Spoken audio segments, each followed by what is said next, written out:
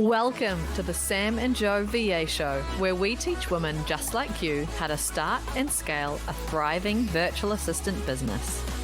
We're your hosts, Sam and Joe, and get ready to have the control, flexibility, and freedom you've always dreamed of. Welcome to episode 89. Have you got the necessary EI to succeed?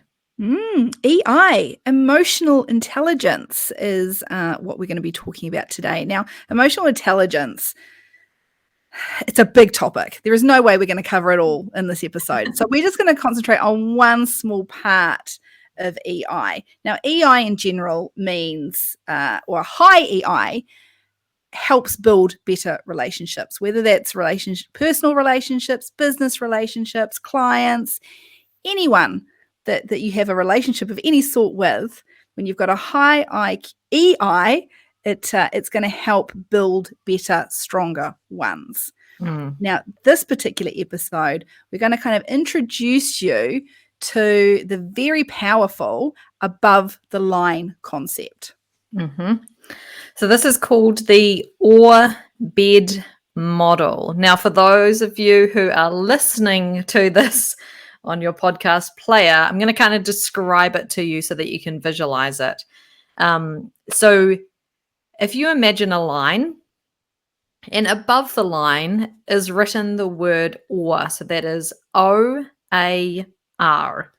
Below the line, there is the word BED, BED. And above the line is the victor, and below the line is the victim.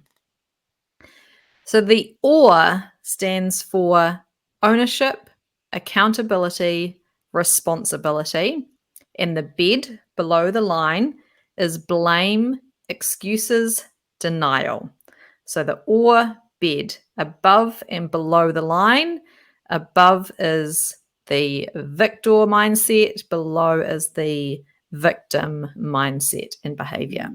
So we want to be above, don't we? We want to be in that victor mindset the majority of the time in all of our kind of comings and goings with people. And it's really hard. Oh yeah. Because we meet people, we meet clients, family, friends, people at the supermarket, online trolls, people that have opinions that differ to us online. This is like we come across people like all the time where we then choose how we respond and react to them. We choose our emotions. Our emotions. And this is about our behavior, isn't it? It's about choosing how we are going to respond emotionally to this, how we're going to behave, what action we are going to take, what reaction we have to something that is happening.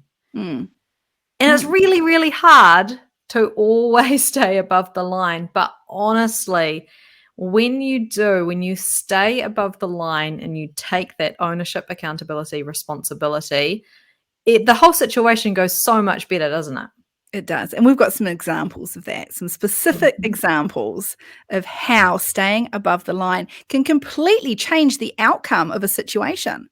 Yeah, because I think it's kind of natural for us to defend, or many of us to defend or like give the excuse or deny that something has happened when you're confronted with a situation, or, maybe a client has said that you've made a mistake. All of our being wants to say, nope, that wasn't me. I didn't do that. Someone else did that. It didn't happen. If that's what actually didn't happen. But even in those situations, we have to push that aside, take ourselves above the line, and realize that it doesn't actually matter if it wasn't you, if it was you, if it was someone else. The other person, all they want is to know that you are taking ownership of it. You are going to fix it, not let it happen again, deal with it and they don't need to deal with it. And I'm talking mostly around that kind of relationship with the client and you as a virtual assistant. It's really hard to stay in that above the line. So we're going to give some examples, because you might be wondering, well, how does this actually work in real life? What have you actually done that's above the line? So why is it so great, Jo? Because you talk about it all the time. So why is it so great? I do. If you have listened to the podcast, you probably have heard us mention this kind of concept multiple times. And the reason why we keep bringing it up because it is such a powerful and key concept to understand, no matter where you are on your journey in your virtual assistant business, whether you are just starting or you have been in business for 10 years. If you haven't grasped this concept, you are going to have relationships that are really hard and broken, and you'll be losing clients unnecessarily in some cases. So let's kick it off. Well, let's kick it into some examples. Yeah, you start off, Jo. You've got a couple of really goodies. I do. Mine are client related. So one of them was, we've recently had, so I have an agency, if you didn't know, have multiple team members who are working with our clients, and often a client, if they know me, they will call me with the issue or problem that they are having with one of my team members. So this client had the team member that we had assigned to her initially had left, and she needed to move to someone else. So this was a new virtual assistant that she was working, or new to her virtual assistant that she was working with, and she had a really awesome experience the first time with the virtual assistant, and now she was feeling like this person, the VA, wasn't quite getting it. Obviously, it was very hard for her to step into the shoes of the other virtual assistant who had done a really great job. And there was this kind of friction between the virtual assistant and the client, and she was unhappy. She didn't want to move to someone else, but she didn't know what the options were and how we were going to actually fix this. So I knew the kind of background, and I knew that there were things that the client had been doing, or mostly not doing. So not communicating, not answering messages, not giving the virtual assistant enough time and help initially, and not responding and giving her the information that she needed to be able to do a really great job.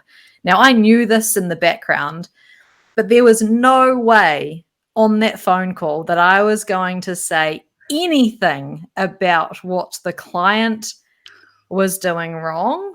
And I was not going to blame the client. I was not going to give her that excuse. And I was not going to deny that my virtual assistant was struggling or having issues, because the VA was struggling with the client.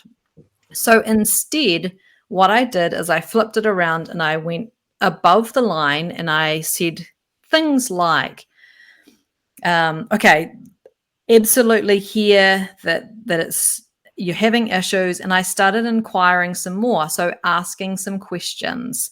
What do you feel like is not working? What's the kind of biggest issue that you're having? What do you need? What can we do to make this better? And, her feeling like she was being understood, and, I was asking those questions. That was great, above the line behavior. And then coming up with some solutions. So taking that ownership, that responsibility and accountability. Okay, so how about we do this kind of thing? Like, let's have the virtual assistant change the way that she's doing this. Client felt like she was getting sent too many emails. Her inbox is already out of control. Okay, I'll talk to my team member and we will reduce the number of emails. How do you feel about her sending something to you at the end of the day with all of the questions that she had, or in the middle of the day with all the questions, whatever the suggestion might be, and throwing back to her some kind of ways that we could overcome the problems that she might be having. All above the line, all taking accountability and ownership of it. Now, I knew that there were some things that the client would need to do, but it wasn't the right time to talk about those things right up front when she was venting and having the time and space to tell us what her problems were. Yeah. If I had done that, she would have immediately got her back up, immediately be even more unhappy. There would be a lot of friction, and she would probably leave because it's too hard. Yeah. The client doesn't want to feel like they're the problem, and you can't make them feel like they are the problem, even if they might be. There's always things that we can do that flips it around and makes that client feel like they are understood and that we are taking that ownership of the situation and that there's a problem. And then we work with them to come up with solutions. Then once the conversation can move through, you can start to say things like, okay, so I'm going to go back to my team member and I'm going to have a chat to them and see if there's anything that she needs from you to help improve the situation and see, what else we could talk about, or what else we could implement to make some changes. So see how I've listened to her the entire conversation and taken ownership. I've said, this is what I'm going to go do, and we're going to see if there's anything from their perspective that can change and be implemented. Now, she was completely fine with that. She liked that we cared about her and her business with us, and we were coming up with some solutions, and we were working out how we can make it better. Now, I bet, Joe, it was being in not that situation, but being in other situations where it's kind of like, you've got a decision to make. Am I going to go above or am I going to go below? Because it's really tempting, and it's actually the easier route to go below, I think. It's easier to blame someone else, to have an excuse. Much easier. But putting in the effort, as tough as it is sometimes, staying above the line, you then reap the rewards. Absolutely. And there's no other way to tackle that situation to have it go well. You just have to be above the line. Yeah. And now you've got a kind of different situation and example, don't you, for how this concept is used? Yeah, because obviously we could share multiple different examples of client behavior where we've had to stay above the line. But that's not the only situation in your business where you should be staying above the line. Another example is, and we see this all the time with virtual assistants, they become slaves to their business. It's happened to me, not just once, but multiple times in the 6+ years I've been in business. You become a slave to your business. You are available 24/7. You've got no boundaries anymore. If you're an agency owner, you may feel like your team can't cope without you, or your clients can't cope without you if you're a freelancer, so you can't take any holidays.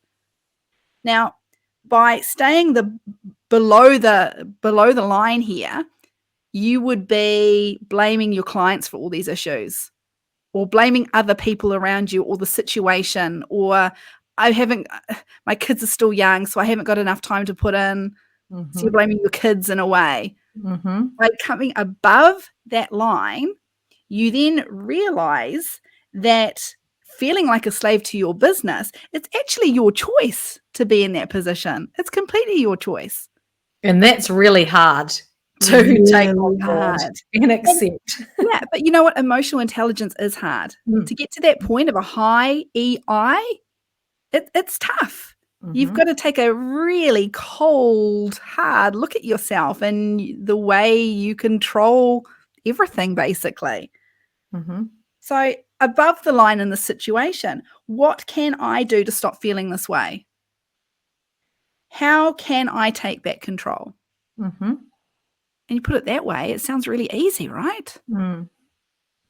So instead of I can't do anything about this, it's what can I do to change this? Yeah. And how am I going to change this? And instead of blaming the clients, instead of blaming the fact that it's your pricing, or blaming the fact you don't have a niche, or blaming an unsupportive partner, or the fact your kids are still at home and you don't have, you can't work full time, or you don't want to work full time. These are all just excuses. Mm.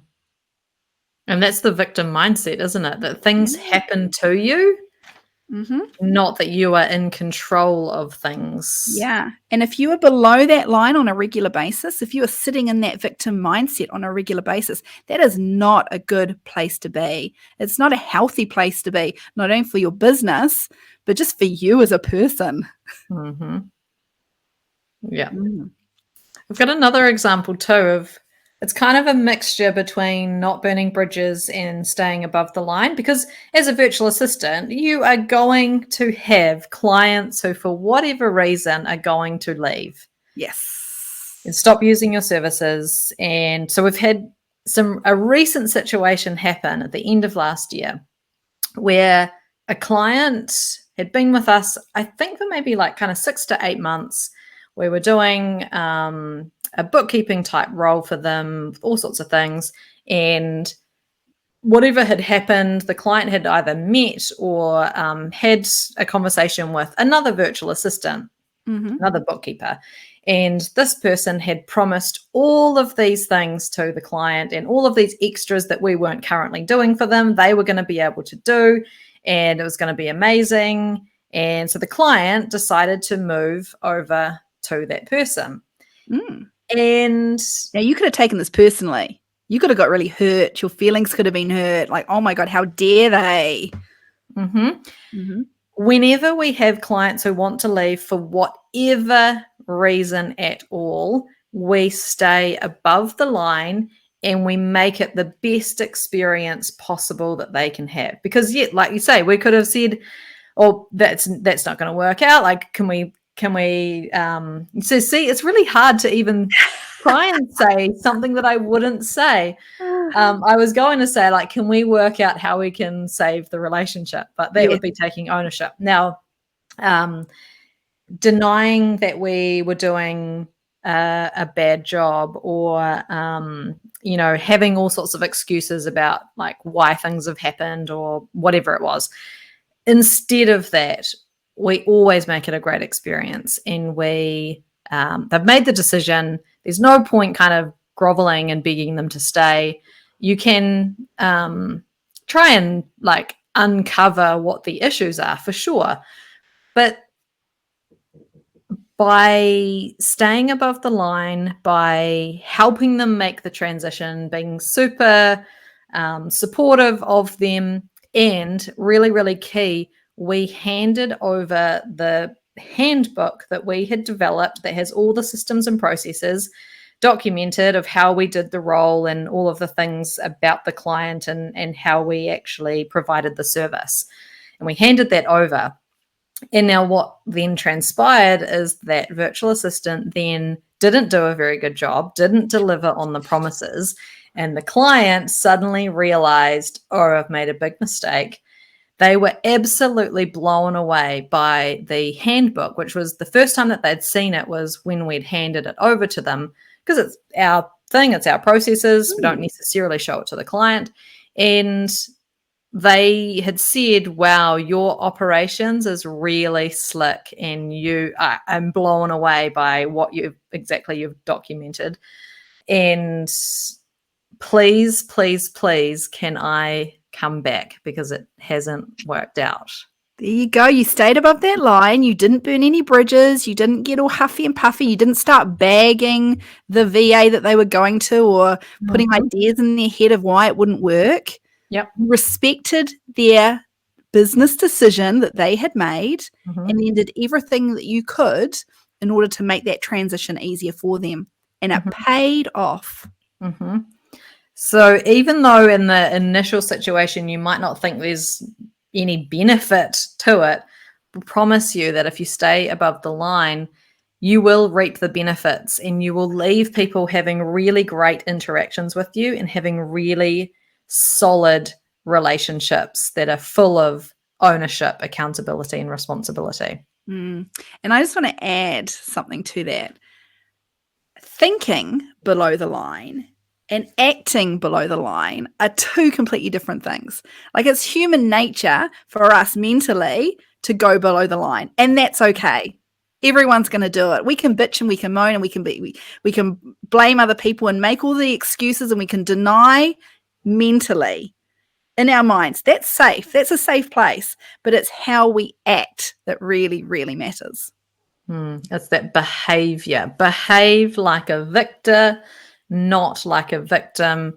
And like we say, your relationships will be rock solid and you'll have a really great business, and that emotional intelligence to really succeed on your VA journey.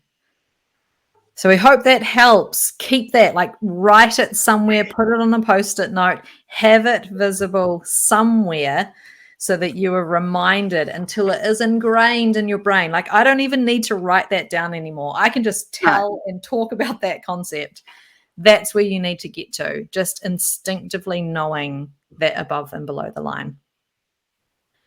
All right, we have some exciting news about something that is out right now.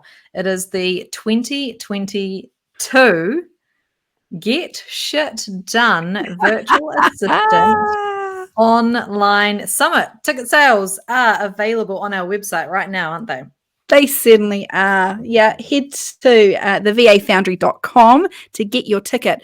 The summit, this is the third year in a row we have run the VA Online Summit, and it just gets bigger and better each time. This year, for the first time ever, every single one of our 16 summit sessions are live and interactive. And they're designed in such a way that it's a workshop session. So not only are you learning alongside the expert speaker and the virtual assistants that are attending alongside you, but you are actually taking action in that hour session. Because like Joe and I, when we were planning the session this year round, we realized that not just us, but virtual assistants and business owners, we all have the opportunity to attend so many amazing learning opportunities, whether it's workshops or conferences or summits or whatever it is. There are so many great opportunities out there to learn. It's fantastic. We're inundated with them. But what we're seeing is a lot of our community members, they're going to all these great things and they're learning loads, but they're not actually taking the action required to then go away and grow their business. So we wanted to do it a bit differently this year. We wanted to create something where you're not only learning, but you are actually taking the action there and then. So there's no more excuses. Yeah, 16 incredible topics, incredible speakers. Go and check out the lineup, because we assure you are going to be blown away. And it is on the 14th to the 18th of February. So you can't muck around. You need to go and get your ticket. Now we have something else cool that has come out. If you are listening on Spotify, they now allow listeners to rate the podcast that they listen to. So we would love for you, if you are listening on Apple Podcasts or Spotify, to please give us a rating. It will absolutely help us get the message out to more virtual assistants around the world like you. And we will be very grateful. So please go and rate and subscribe if you aren't subscribed already too. Thanks for listening to this episode of the Sam and Joe VA Show. If you'd like to find out more, head to the VA Foundry website to check out the mastermind and the amazing resources, courses, and coaching. You can find us at thevafoundry.com.